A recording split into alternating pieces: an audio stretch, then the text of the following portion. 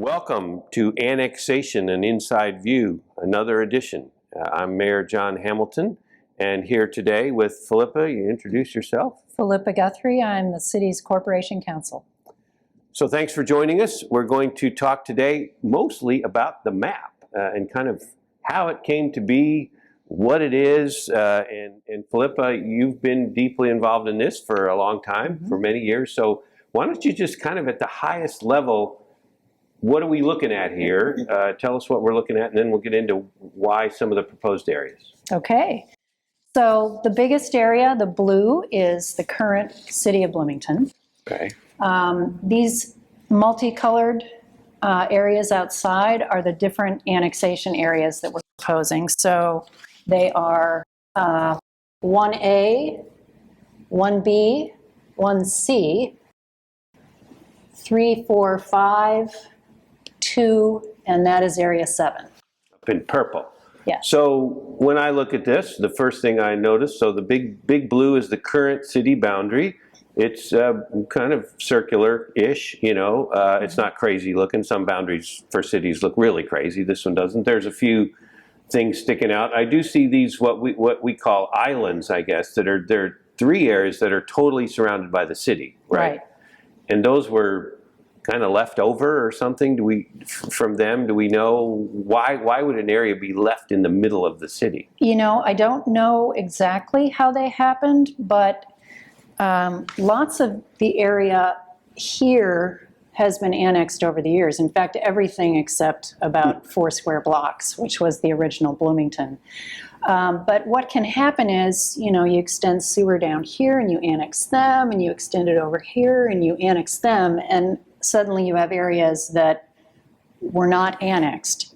They were part of the area that was intended for annexation, which we can talk about in a few minutes. But the city stopped doing annexations. I guess, yeah, I think I remember seeing that in a 3-year period in like 2000, 2001 and 2, the city did 18 different annexation ordinances, gradually building, and then we just stopped since 2004. So these islands, I understand it kind of makes sense. You're surrounded by the city. How are these other boundaries selected? Like why would we draw these boundaries around certain areas and not other areas? So there are a couple of things that we looked at. The primary one is how urbanized the areas have become, how dense they are in terms of... How many people live there? Yes, people and development. The other is whether we've extended sewer service. All of these areas have sewer service for the most part. So the sewer service for Bloomington goes beyond the city boundaries. Yes. It has done that kind of through time. It just keeps... Yes. Okay. The policy was that, you know, to further development, we would extend sewer service. We would get a waiver. We didn't get waivers from everyone, but a lot of them. What's a waiver?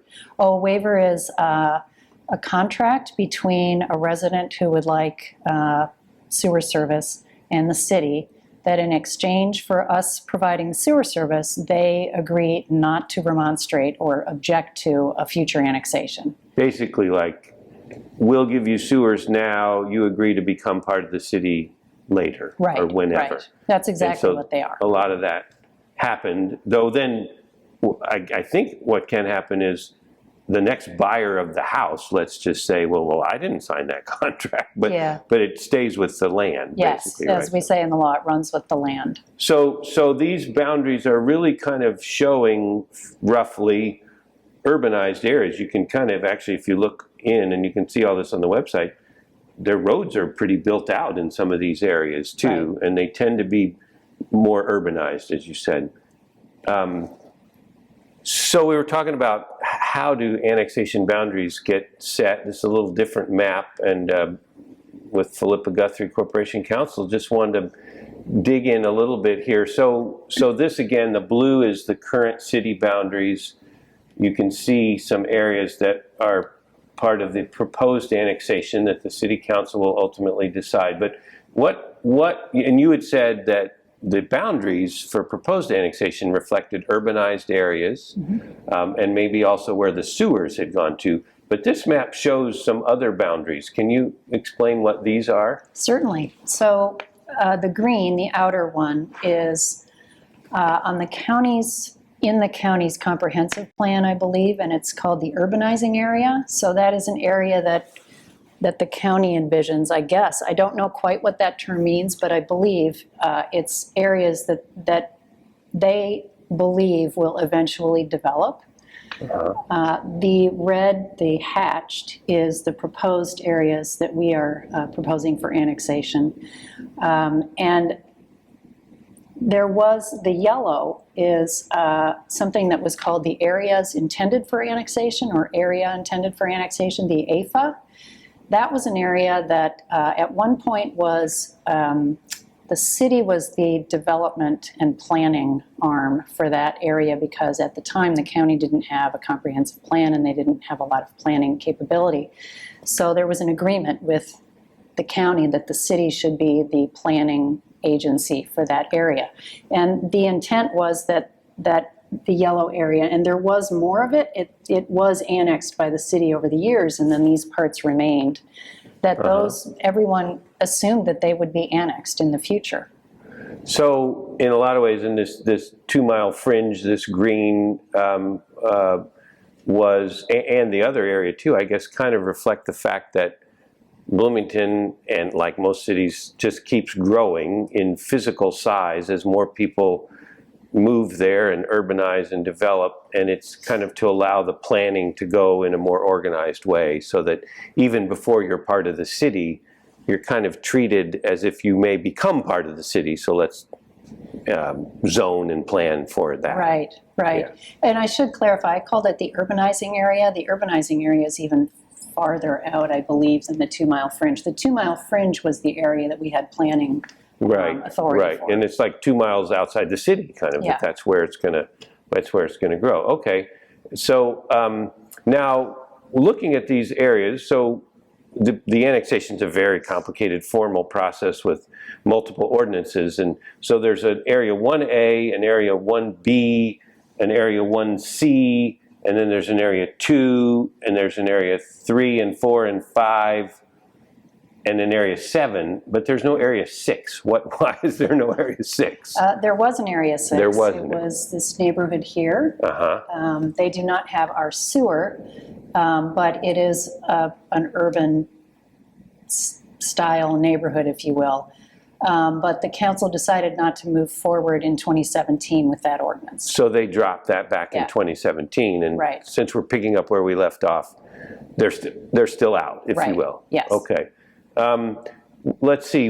So it's interesting, like, if you look at the blue, I see here, like, out in Highland Village, there's a part of it, but not other parts, or there's little segments of the blue, and then there's these islands. Tell us about contiguity and how that works too for annexing, the rule about that. Right. So you are only allowed to annex areas that are contiguous to the border of your city. So you can't grab a piece out here and say you're going to be part of Bloomington. Not now. You used to be able to, which is why some of those little odd pieces are there. We actually annexed just the right of way. Yes, it was called a spider annexation, but they are no longer allowed. So how it has to be connected to the city? Yes, it literally has to be contiguous, as you see here, to a certain extent. It's 1/8 contiguous. 1/8 of the boundary of the area has to be contiguous to the city. Yes, at least 1/8. And then, so once, if the annexation happens, then annexation can be done contiguous to the new border, I guess, too, right? I mean, if whatever the border is, if it's expanded, then contiguous areas to that in the future could be annexed. Otherwise, they couldn't be. Yes, theoretically. Yeah, they could. If state law allows it. There is an odd state law that seems to imply that in the future, cities won't be able to annex outside involuntarily, but it's hard to tell. It's a rather new provision.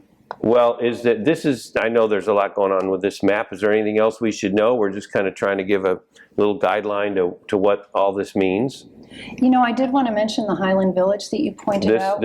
Half of that development is in the city and half is not. And that creates strange inconsistencies. So, for example, if there's a police run to the blue area, which is Bloomington, or Right. sanitation, theoretically. Go out and pick up trash. Yeah, and skip over And skip all this, or plow the the roads, part or of the same neighborhood, yes. We only go in there, in that narrow area, and deliver our services to the blue area. So this blue again is the current city. This map shows you some of the zones that were planned to be part of the city and had different kind of jurisdictional things. And the details of the maps are, of course, available online. But Philippa Guthrie Corporation Counsel, who's been involved in this, thank you for helping explain why the boundaries proposed are what they are. And this was one more edition of Annexation Inside View, and hope you enjoyed it, and thanks so much. You're welcome.